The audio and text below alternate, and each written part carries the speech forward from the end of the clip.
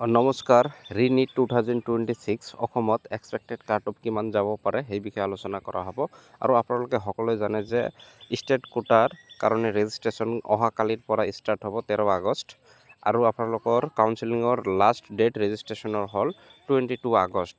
এইটো হ'ল round 1 round 2 আৰু ৰাউণ্ড 3ৰ কাৰণে বেলেগ বেলেগকৈ ডেট দিয়া আছে। তো এতিয়া মূল ভিডিঅ'টোত আহোঁ যে কিমান কাট অফ যাব পাৰে কেটাগৰী ৱাইজ অসমৰ মেডিকেল কলেজত। তো প্ৰথমতে আছে জেনাৰেলৰ 510ৰ পৰা 515ৰ ভিতৰত কাট অফ থাকিব। EWS হ'লে 506ৰ পৰা 510ৰ ভিতৰত কাট অফ থাকিব।